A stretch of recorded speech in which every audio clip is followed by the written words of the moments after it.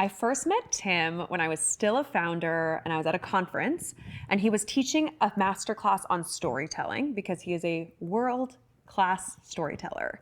He created a not so small TV series you may have heard of, Heroes, which won an Emmy. But Heroes is just one of the many shows he has created. Some of the other shows include Touch, Dig, Crossing Jordan, and Treadstone. One of the things I love about Tim is he is constantly innovating and pushing the boundaries of story. He has created multi-platform narratives and live immersive entertainment like Conspiracy for Good, which won a digital Emmy. He also plays in the world of technology, whether using it to enhance his narratives or building apps. He has an app called ChangeUp, which allows users to instantly donate to over 850,000 charities, and it became the exclusive charitable giving platform for Apple Pay. His passion for story, but also making a positive impact in the world, is why I appreciate his work and why I'm so excited to have him here today for this conversation. Thank you, Tim. I'm pumped to chat with you. Thank you, Tim, for being here. I'm pumped. Yeah, likewise. I want to know, because we've actually never talked about this, what drew you to story in the first place? Well, actually, I came at it from the photography side. I was a sort of a budding photographer in high school, you know, kind of trying to do art kind of photography, and then, you know, I was the yearbook photographer and all that kind of stuff, and actually kind of put myself a little bit through college by being a photographer. So when I went to graduate school, you get slotted into a lane when you get to, that you have to choose when you go into production. And I decided that, you know, becoming a cinematographer is what I wanted to do. And so I took all of the courses on cinematography and lighting and all of that. And that's what I came out of school having, I directed movies and all, and I had to write projects and things like that, but I was mainly wanted to be a cinematographer. So then when I got out of film school, I worked in production, and depending on the size of the production, it would determine what I did. So if it was a larger production, I might just be like a gaffer pulling cables or just that, you know, or a documentary, I might be the cameraman, or a, you know, music video, I might actually get to be the cinematographer and actually design the whole thing. And so I worked for a few years in production, and I noticed that a bunch of my friends who came through film school with me, the ones who had followed the writer's track, that they suddenly had like things going on in their lives, you know? They were getting deals, and, you know, I was kind of, you know, driving around in this shitty car and And how old were you at this point, just so we have some frame of reference? Mid-20s. Okay. Yeah, mid-20s. And, you know, I was just working job to job. And these guys that had, you know, gone to film school with, you know, getting, you know, overall deals at studios and things like that. And I thought, you know what, I could write. I've got something else to say. Well, actually, there was a fork in the road. So this is interesting. I was working as a production, as an assistant cameraman for a really famous cinematographer named Vilmos Zsigmond, who was a, you know, Academy Award-winning cinematographer, when he did commercials. And in commercials, you don't use a second assistant cameraman, usually. And so I would slide onto the camera crew to get around the union kind of thing as a PA, and then I work and he sponsored to get me into the camera union, into the cameraman's union. And which, you know, at the time, somebody had to like die to have a slot open up. And so I had this fork in the road where I was like, oh, I could join the union and work my way up. And in 5 years, I'd be a first assistant. In 10 years, I'd be a cameraman. And 15 years from now, I might be able to be a cinematographer, right? And I was like, you know, I just don't know if this is, like, I don't think I'm a union kind of guy, you know? I don't think I'm a punch the clock kind of guy. I think I have something to say, and I don't know what it is. So I sat down and I wrote a script. And I ran around trying to get an agent. I finally got an agent, and I ran around taking meetings all over town for a couple more years while I paid the bills by doing production work. And then I got my first job as a writer, working on a show called Night Rider, about a talking very famous car. show. Very famous show. And I'm not working on the show. I wrote an episode. I was a freelance writer. And it was my first paying job, and I was like amazed because, it's the union, guild minimum pay for an episode of television, which was way more than I could make in months and months and months and months of working production jobs. And the whole job took me about 2 weeks. They needed it really quickly. And I was like, this is the greatest thing ever. I've got to keep doing it. So it was, when you say what got me into, it was necessity. It was wanting to interesting. Break into Hollywood in a way that could help me leapfrog the fastest. But once you got into story, do you feel like something clicked? Because I think like when we're younger, we're operating out of survival, and there's a lot of unconscious stuff that leads us to our consciousness. And so I wonder, because I think of you now, knowing you as like such a master storyteller, like it's so in your DNA. It's odd, because the answer is no. I don't think there was ever like, I didn't grow up writing a lot or necessarily even reading a lot. I wasn't much of a reader. So no, it was actually the challenge. It became like a craft for a long time. It was a craft I wanted to learn. And because I was working freelance, it kind of lent itself to just developing the craft, because nobody came to me for what I had to say. Right. I was getting jobs based on what was needed, auditioning, for, going out and pitching for a gig, a television movie, and it would be a, what they call a disease of the week movie, where, an episode of television of a show that I would never watch, kind of thing. Yeah. But I'd have to learn that show and embody that voice. Yes, and learn how to become a forger. Like how to forge somebody else's writing. Yeah. And I actually think, and I haven't thought about this, before, but you're sort of making me think about this, that I think that craftsman approach that I had to, and not the I'm burning to write the great American screenplay and I have something to say and I'm gonna get it. That wasn't me. I was like, how do I game this? How do I figure this out?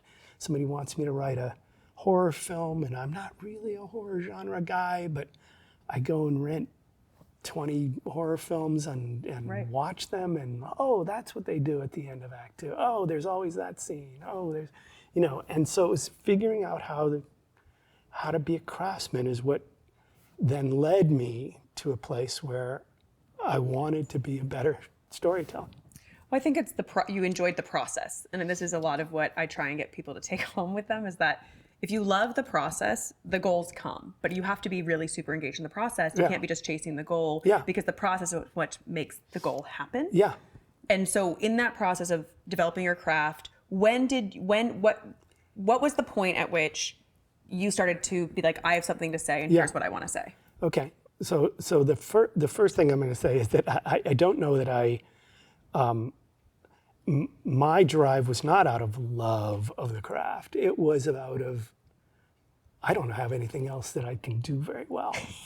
And I don't really know, I can't hammer a nail, I can't. This is it. I don't have a marketable skill set, and I'm not going back to pulling cables. I've done that. So I got to figure this thing out, right? Wow. And so it was out of that more than like the love of it, because it's always been a little painful to write. It's not the easiest. No, it's career. very hard. It's very hard. Yeah, it's a very difficult, career to crack. But a big turning point for me, when you say that, sort of what was a moment, there was, and this was when I had what I guess would be considered, great success in that I got my own show on the air. And Which show was it's a that? show called Crossing Jordan. Yes, I know it. And I'd had one other show before that, but this was really my own that I'd co-written with somebody. It's my own show. And we were actually pre-launch. We were in production but hadn't launched yet. And 9/11 happened. And half of my cast were New Yorkers, diehard, New Yorkers. And we literally took one day off, and the studio made us go back to work the next Whoa. day. And I show up at the set, and I'm looking around at, all of the actors in makeup, kind of fake looking because they're all made up, and these fake sets, that you can knock Yeah. on the wall and it's empty, and Yeah. doors that don't lead anywhere, and all that, and the actors are pretending to be people that they're not, of course, because they're, and I was just struck by just how phony it all was and how meaningless it seemed. Like, what are we doing here, And the world is full of all this real, suffering, and we're doing this fake thing. And so so because the show hadn't launched yet, our order was for 13 episodes, right? And which is a traditional network order. And then in success, you get picked up for the Right. rest of the year, right? So we were just breaking the 13th episode, which was, in my mind, the last episode we were ever going to do. Right, because you never know if you get picked up. Yeah. And so I was like, you know what? I've got to say something about what happened. and I decided to do this episode of television. It's still my favorite episode that I ever wrote. Oh, wow. And it was an odd episode that when you look at it, you would never think, oh, this had something to do with 9/11 at all. But it was basically about this idea. Like I realized I don't want to preach about anything. I don't have that much I want to say about it. What I want to say is that we're somehow all connected to one another. The fact that these guys flew an airplane into buildings and brought down the entire world economy and all the suffering in the world. I wanted to talk about that. I wanted to talk about how we're all interconnected. And so I thought interconnectivity is really a theme that I really want to talk about. And so I wrote this episode that was a daisy chain of people's lives interchanging and interconnecting with one another in kind of magical ways. And I fell in love with that concept of interconnectivity, and it was out of the discussing interconnectivity and a sort of a global idea of interconnectivity that the idea for Heroes came. I was going to say it mirrors Heroes a bit. And so the theme of Heroes for me was about interconnectivity and global consciousness. The idea that, if we could all find one another and come together, we could save the world. That was the whole idea of Heroes. It wasn't about creating a superhero thing. It was really that's what I got from it. Yeah, so it was really about that was felt by me. So Yeah. I feel you. And then after Heroes, where the theme was about interconnectivity, I took that sort of one step farther, and I had a show called Touch, where that wasn't the theme, it was the premise. The premise was literally about interconnectivity. The whole idea was about how the sort of red thread of fate that we're all connected to one another. So I guess the point that I'm trying to make is I became sort of a one-issue candidate. That was the thing I wanted to talk about. And yeah, it's been sort of a theme ever since. So that was when I switched to realizing, I actually have this pulpit, this bully pulpit to say something. And it no longer became satisfying to me to just entertain. I was like, because I think for a lot of us who, grew up sort of socially conscious or politically conscious, working in Hollywood has always had a kind of like you're like, am I Yeah. really doing enough to change things and to make a difference? But you always kind of justified it by saying, well, the world needs to be entertained. People need entertainment. Right. And life is difficult. And while that is sufficient for lots of people out there to work with that in mind, it's not quite enough for me. I get it. Yeah. I had a very similar moment. I was doing wardrobe on a very big film, arguably like the best, the best fashion job you could have. And I remember there was this day, this like diamond ring went missing, and they shut down the building. Like there was an armed terrorist outside. It was like life or death. And I was like, this is $100 million movie. We have enough money in the budget. If it gets lost, you have contingency in the budget, and then you have insurance. Insurance, of course. So you have 3 opportunities here that like, even if this gets lost, we're okay. Yeah. And then of course I was like, we're going to find it. It's not a big deal. But that level of stress and the idea that we were this upset over this diamond ring. Right. After that, I was like, I can't do wardrobe. I have to leave this job. And it's one of the only jobs I've ever quit.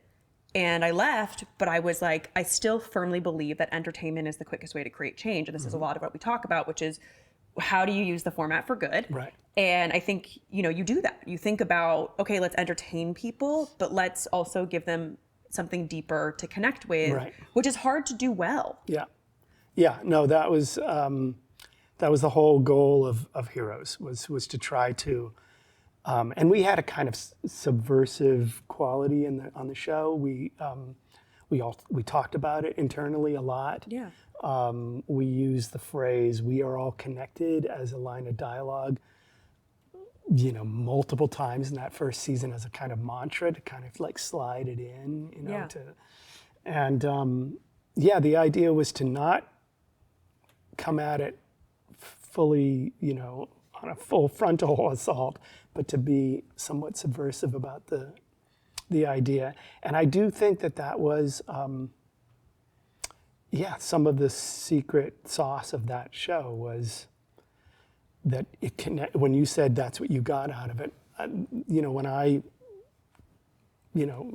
traveled around talking about the show or was on panels or stuff, people that would come up to me afterwards or fans on the, that I encountered, it was always that sort of almost spiritual connection to it that they had that connected them to Also it. at the time, I think you were doing something a little bit ahead of everyone else, which is you created a global cast. Right. It wasn't, just like Americans, and you embodied a diverse cast.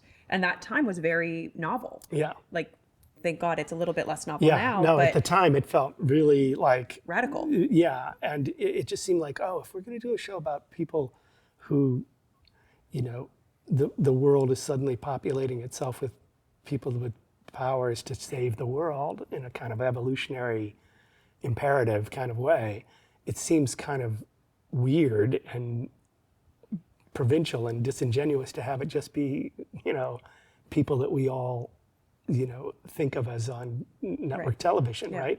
What about people from different countries? What about people who don't speak our language, And just getting the network to buy into that idea was A struggle. It was a bit of a struggle. The number of emails with the subject line subtitle fatigue. That was the about how all the reasons why we should not have any subtitles on the and until it aired, and then people loved the characters with the subtitles, and all those emails were like, Of course. yeah, stop. Yeah. Well, it's also funny because I worked at Viacom, and one of the things you do always add subtitles for, Americans that speak English that aren't, that's hard to understand.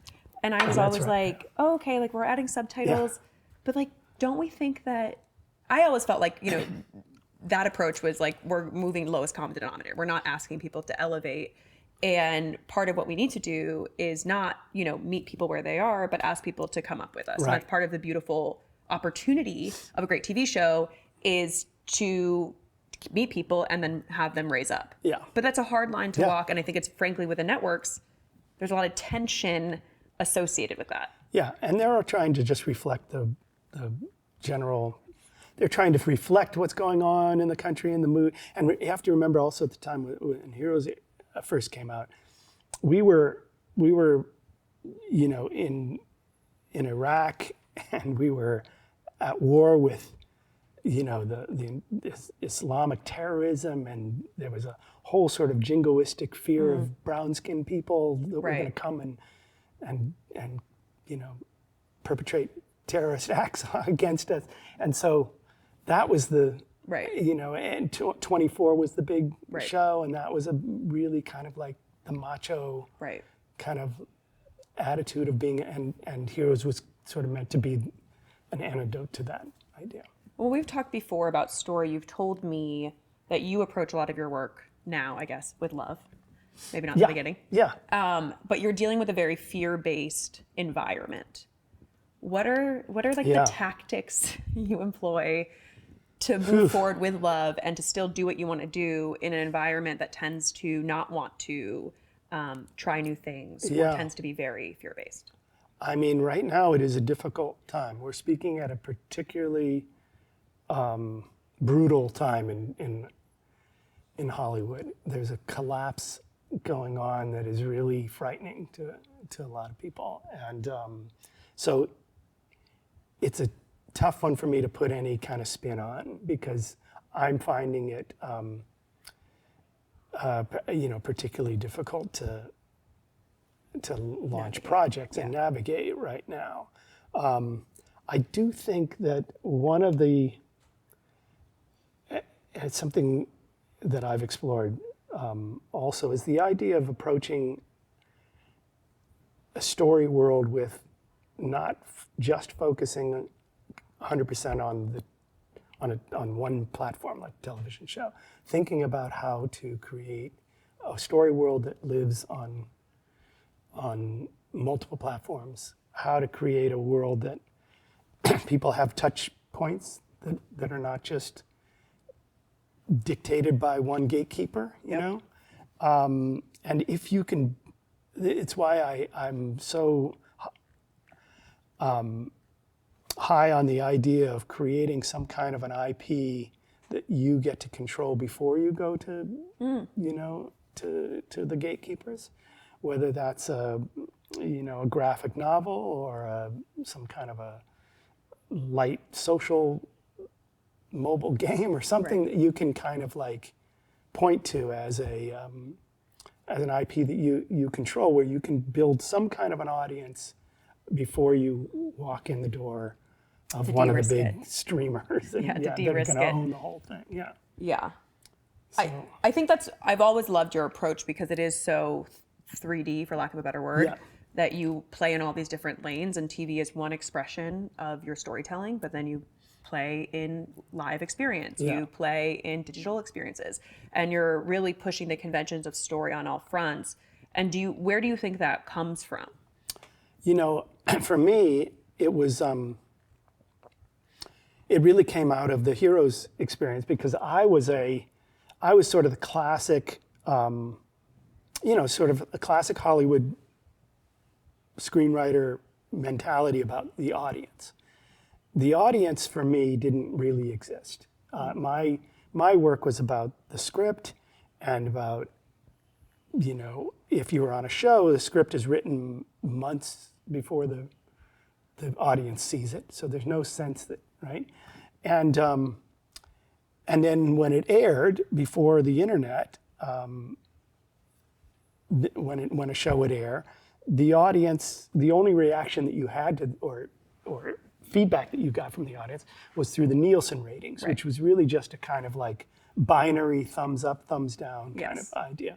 And so your involvement as a storyteller with your audience was literally like standing on a stage with bright lights. You never knew who they were, where they were, what they were, just a Nielsen rating number, right? Then a show like Heroes comes along with the internet, with sort of the whole idea of like, the two-way street where you push content out and you get stuff back from the audience. It's a feedback loop, right?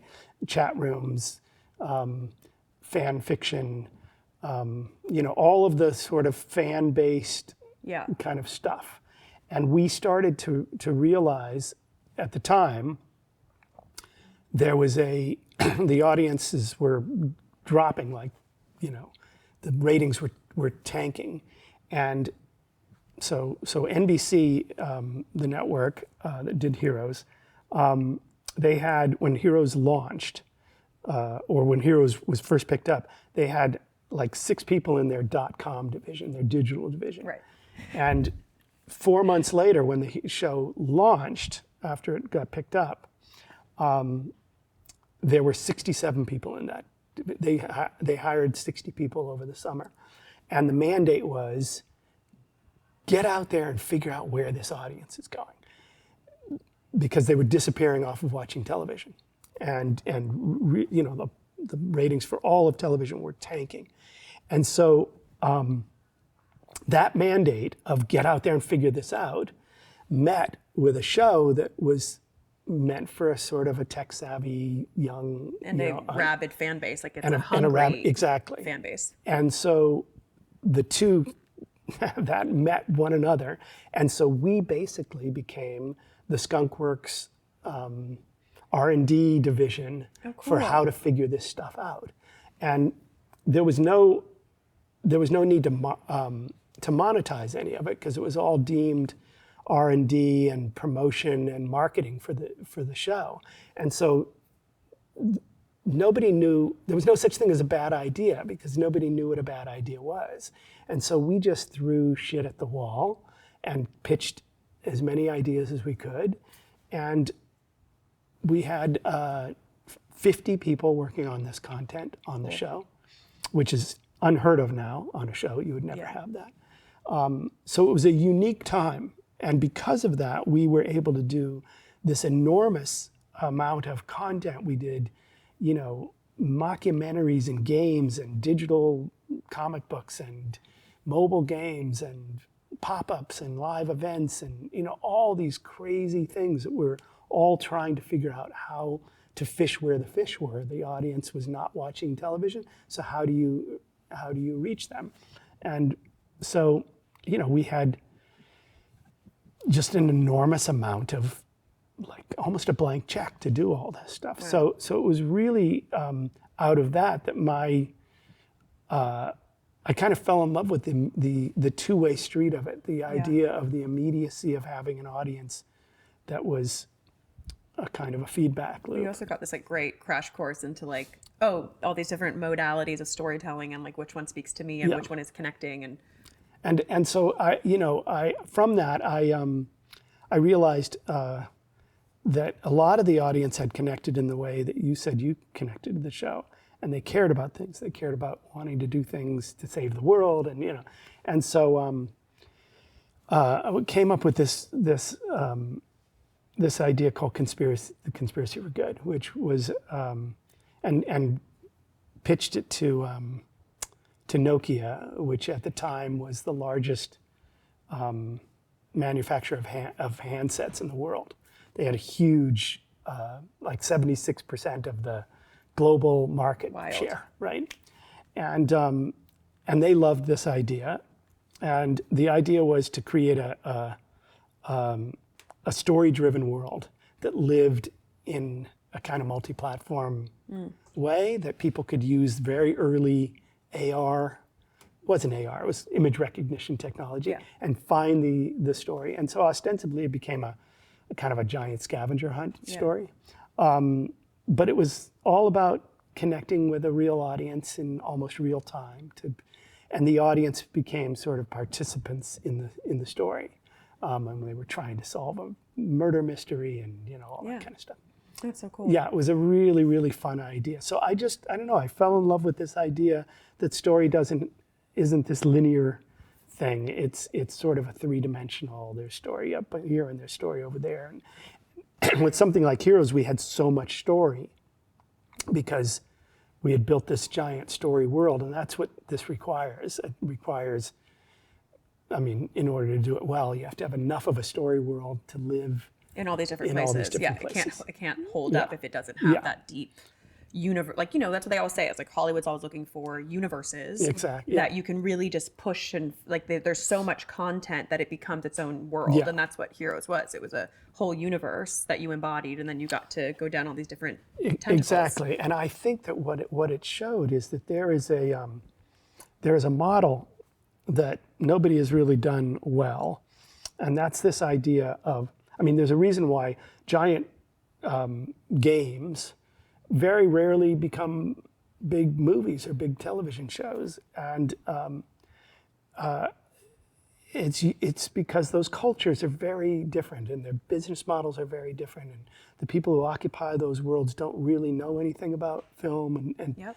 so, I've always thought that putting together a company that understands these Yep. worlds, and I would say there's sort of three actually categories. There's linear content, there's the kind of gaming world, and then a new one that I think has emerged is the whole idea of immersive. Yep. And live stuff, the kind of live event idea, which I think post pandemic is going to be on the hockey stick. I agree. And so if you can understand those three markets, how can a story, start as one thing and then migrate more easily to another? And let's say that those are each represented by three blades of a fan that Yep. spins, right? So you launch a linear content that then drives an audience to the game content, which then drives the audience to some live experiential pop-up, Yep. AR, immersive, Yep. Pokemon Go, some Totally. version of that. And you create, this fan can create kind of a content velocity that Yeah. pushes audiences from one to the other. And that's a concept that's still really hard to pitch in Hollywood, again, because nobody really everybody's in their silos. Well, it's also so hard to do well. I think that's one of the major problems I always felt in Hollywood, is that they speak one specific language, Yes. and when you start to speak a different language, they don't understand They it. glaze over. Yeah, they know what they know, Yeah, they glaze over. but that's also one of the things that's contributing to Yeah. the collapse that we're seeing. And so it's the lack of innovation, the lack of acceptance of technology that's inhibiting their profit line, but then also the potential of story. Right. And so fingers crossed, like that's changing, I hope. Yeah, But and like you said, when they glaze over, it's most people, and you can't really blame them. Their job is to do one thing in this. Totally.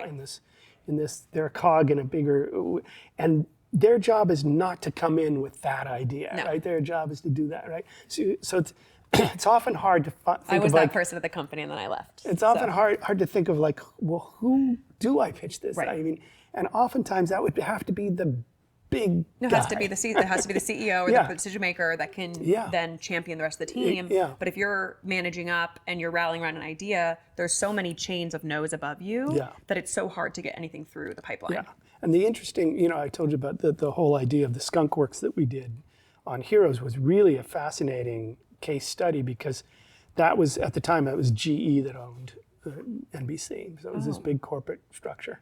And it was before Comcast.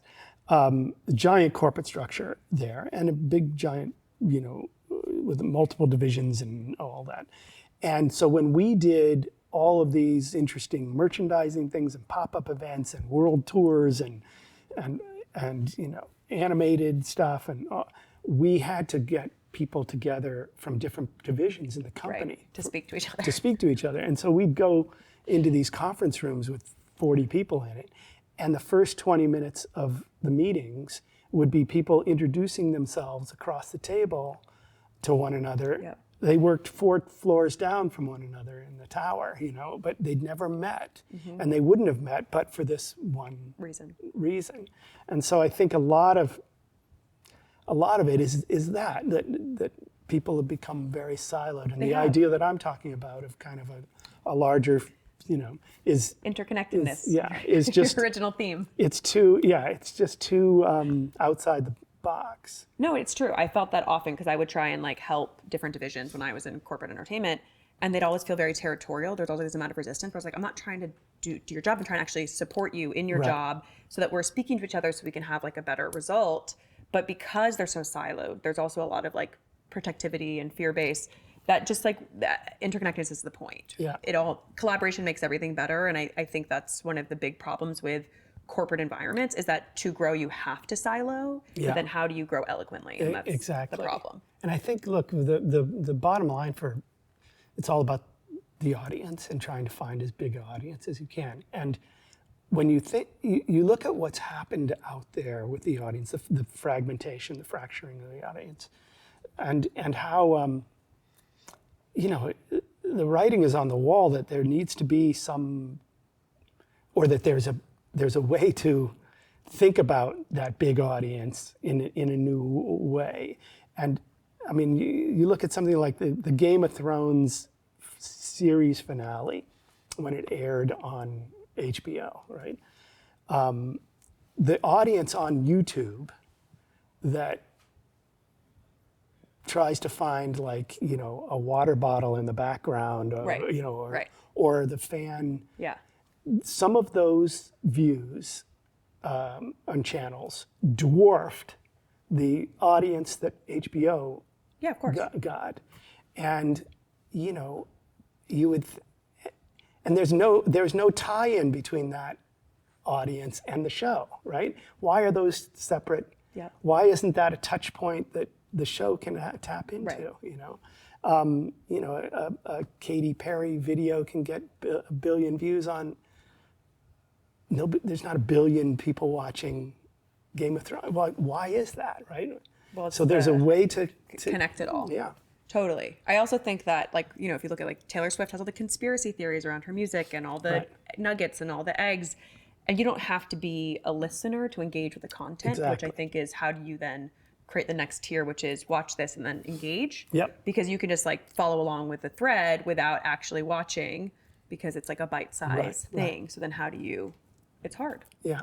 And, I think there's something there's a way to think about it in Hollywood that I can't crack it myself, but somebody smarter can. The idea of, tracking, we all know about big data. Well, there's also a version of big audience. The idea of that idea that a touch point can be valuable, a way for somebody to monetize that touch point.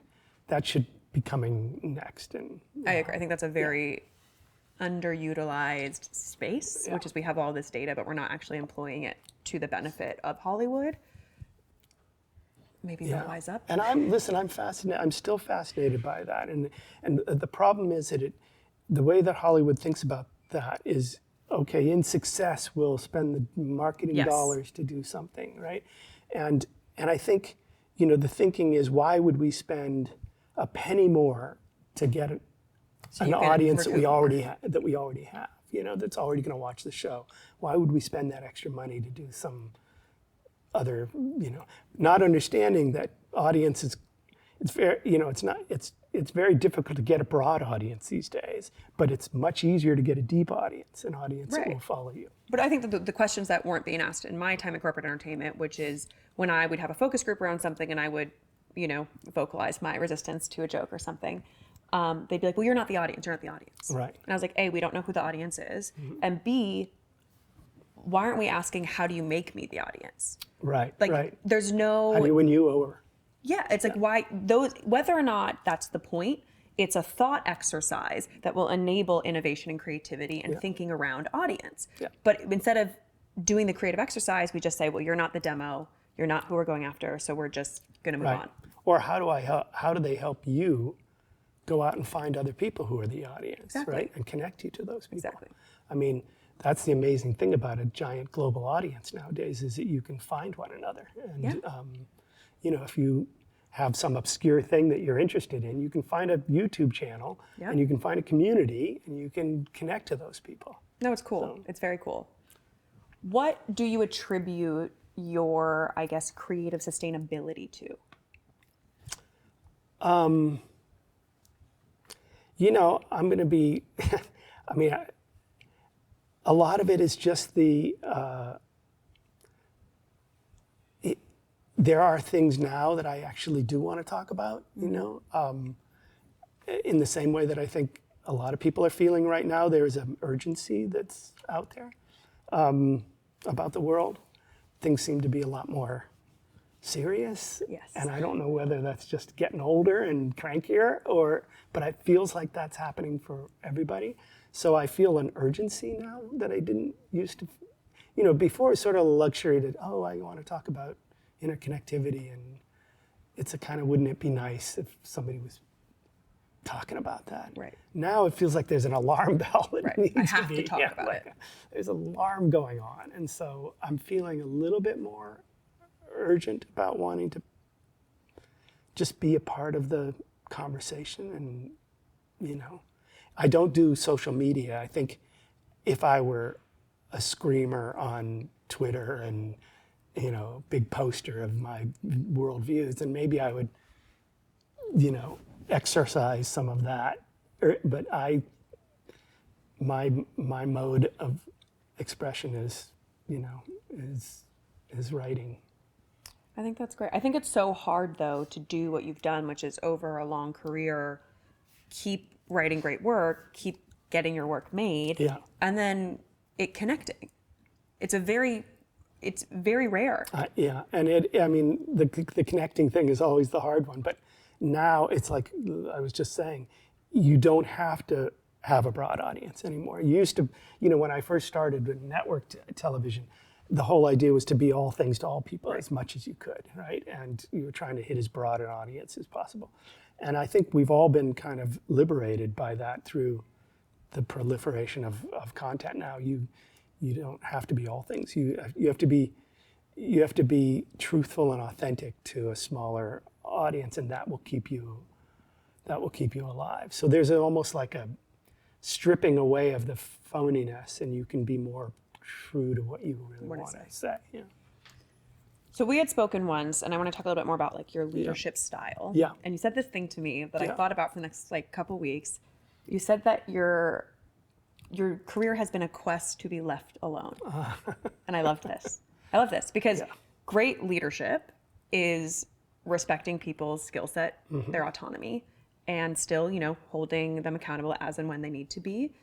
But that's really what great leadership is. You get yourself to a space where you run an organization that you can be left alone. Yeah. So how did that develop over time? And as a leader, what do you think you've employed to be successful in that? There's sort of two aspects to that, to what I said to you.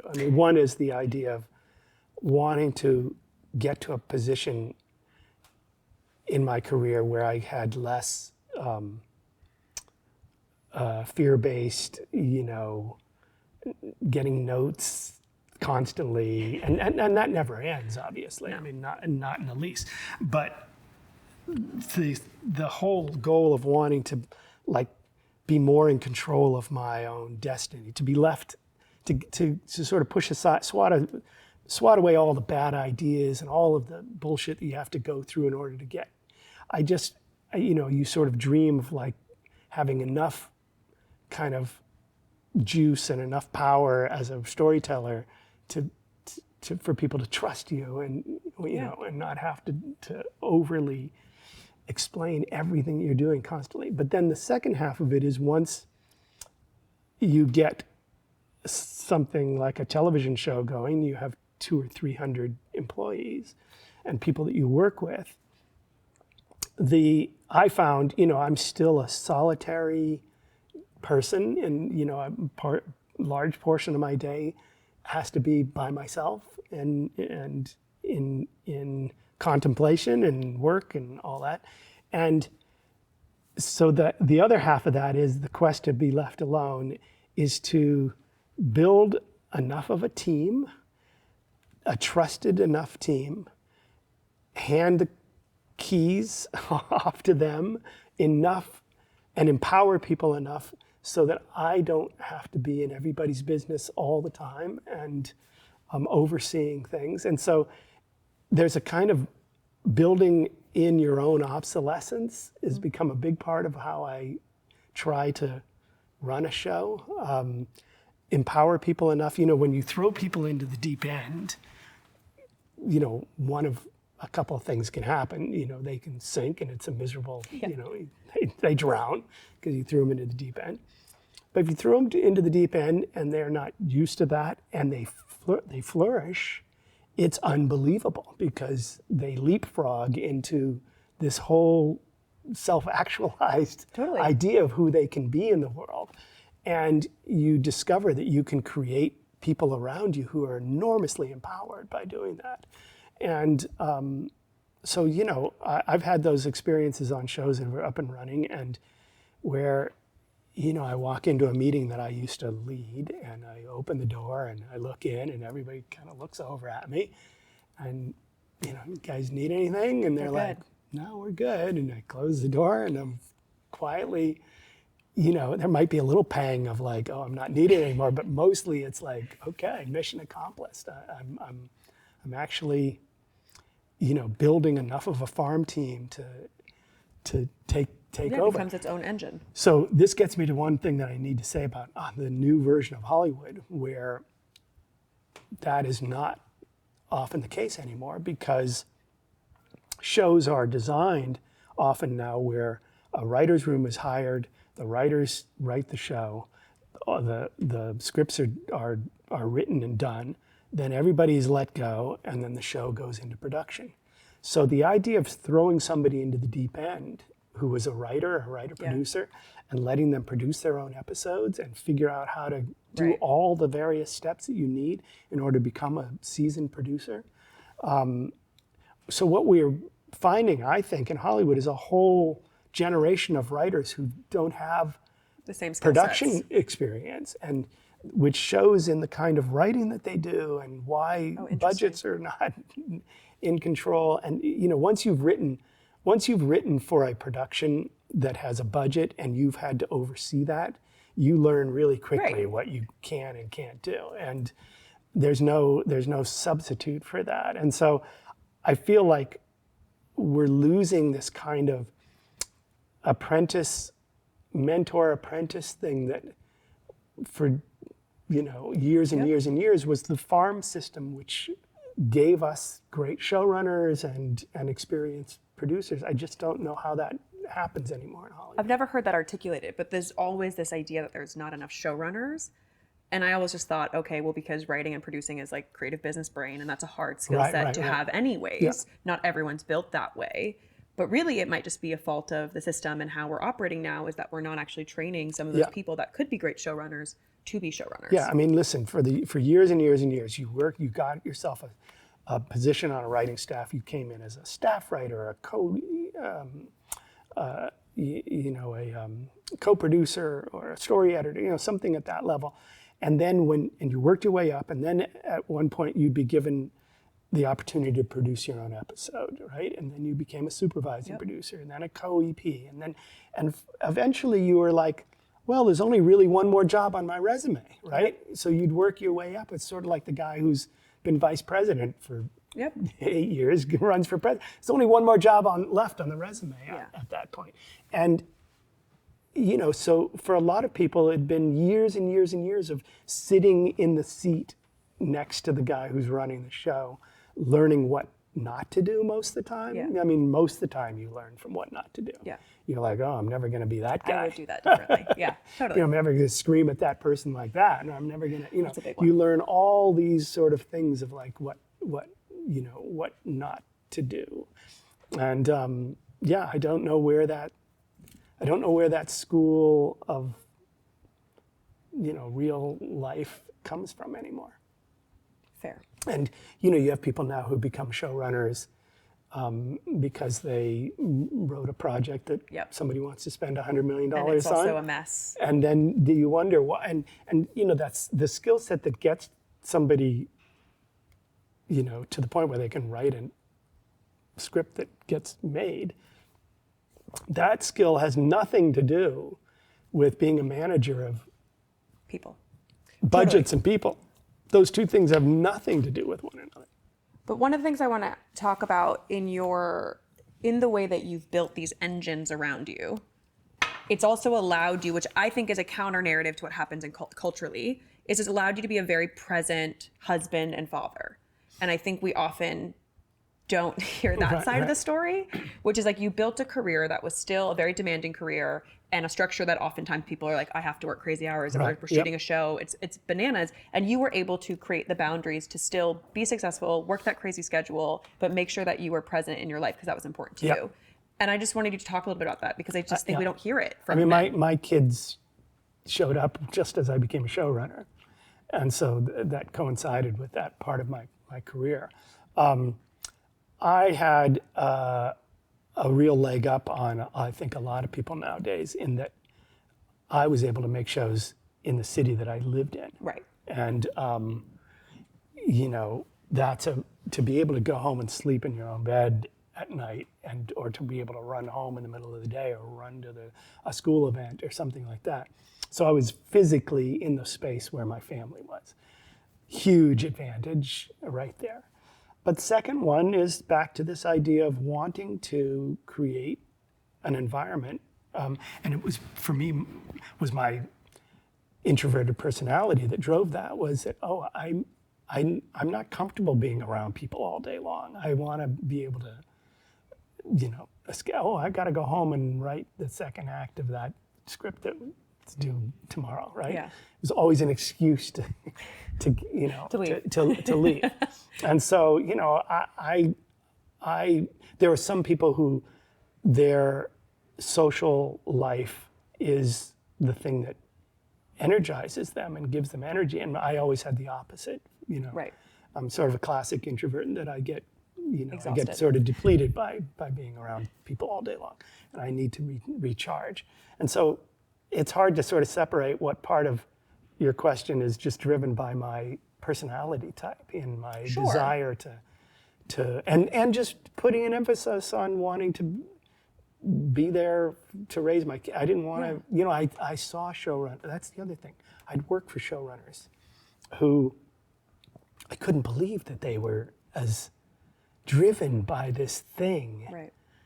that they were able to neglect, you know, husbands, wives, you know, family, and it just seemed ridiculous to me. What is ridiculous, and when people die, like the top 5 regrets people have when they're dying is they didn't spend enough time with Yeah, people of that they course. love. And so I just wanted to talk about it because I feel like we always ask women that question Yeah. around work-life balance. But we don't ask men. And I think that you have, whether or not it was an intrinsic personality trait, you have embodied something that we don't see a lot of in the sphere of show running. And so I just wanted to mention it because it's very cool. You know, television at the time, I mean, there was also a kind of, it's interesting because I hadn't really thought about this in a long time, but there used to be 2 separate worlds as a writer. You were either a television writer or you were a feature writer. And the TV writers were sort of the redheaded stepchild. They were the ones that, and it was a world that was very working class. It's true. I remember this time. It was a very working class. Your executive, you know, drove a station wagon and had a dog in the back of the car and had soccer practice that he's got to take his kids to, and that.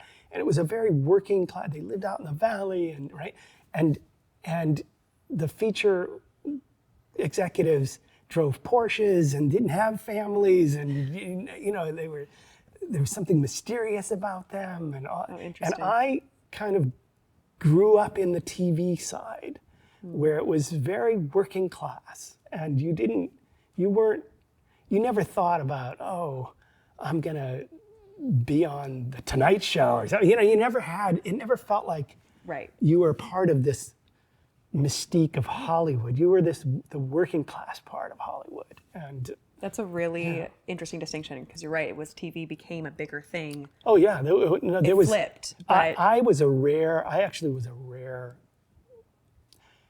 for whatever reason, partly because I didn't have a genre that I worked in. You know, I was like a utility kind of guy. When I was a freelance writer, I was I guess what you would call an A-list TV movie writer, because there was the whole TV movie industry that I kind of worked on. I wrote many of these TV movies. Every network had like, you know, 50, CBS I think did 60 TV movies a year. Crazy. 2 nights a week. And it was a whole industry. Most of them shot up in Canada, and they were made here, and they had their own executives that handled all of those. So I was an A-list TV movie writer. I could work there all the time. And then I was, I guess what you would call a C-list feature writer. I was a rewrite guy. So of the 11 writers that would have been on some movie, I was number 6 out of 11, you know, and I wrote that, right? And so I was able to see both worlds, and I was able to see how I had this unique view of like the station wagon with the dog in the back on one, and the coked out guy with the Porsche in the other. I actually had a view to both worlds, and they always seemed ridiculously far apart, like they didn't They didn't Yeah. go together very well. You know, they were not part of the fact that they both worked kind of in this area was unique, but they had nothing to do with one another. No, they used to be very bifurcated. Very, and it was very hard to break through the ceiling into the feature side. That was this rarefied thing. So crazy. And I never really wanted it that bad, the feature stuff. I liked the working class thing. Yeah, you like. I mean, a classic example in the TV movie world, this is why. You'd have an executive in the TV movie world. The script would be developed by them.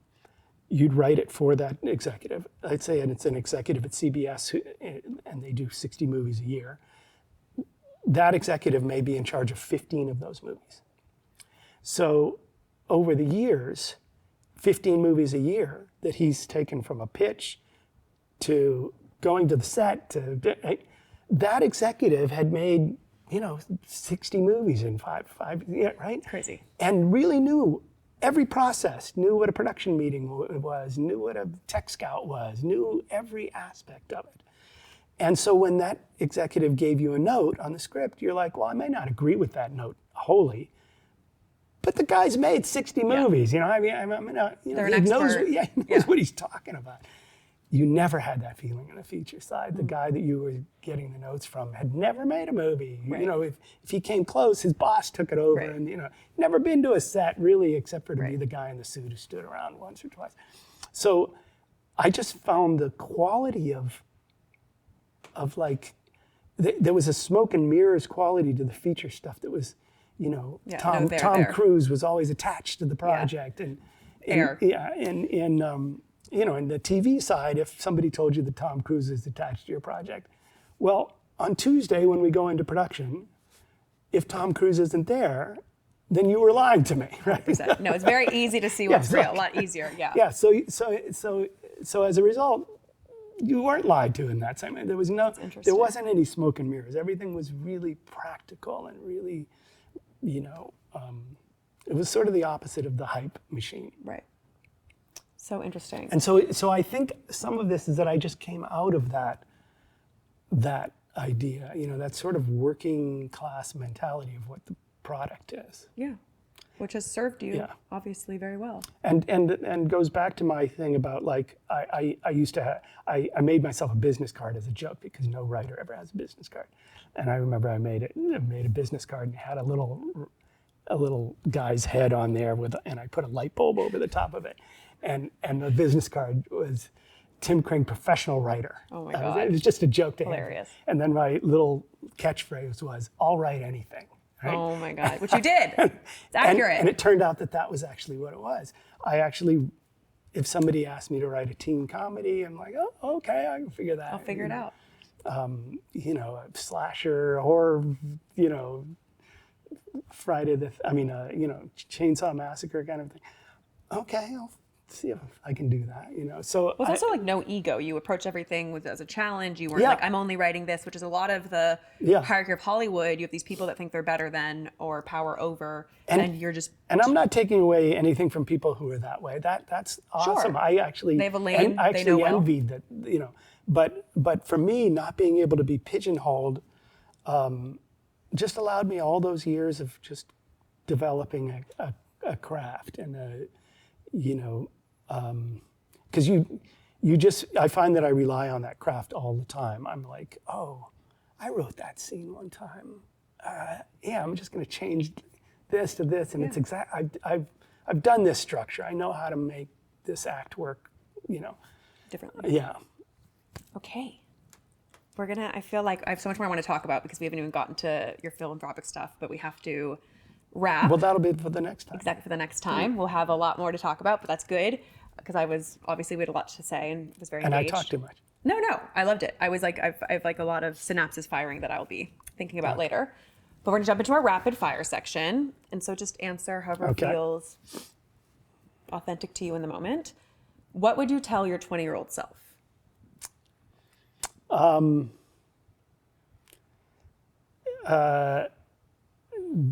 Don't sweat the little things. That's a good one. Yeah. What's the last book you read? I just finished Yuval Harari's 21 Lessons for the 21st Century. Oh, okay. Sounds good. Yeah. What are you struggling with right now?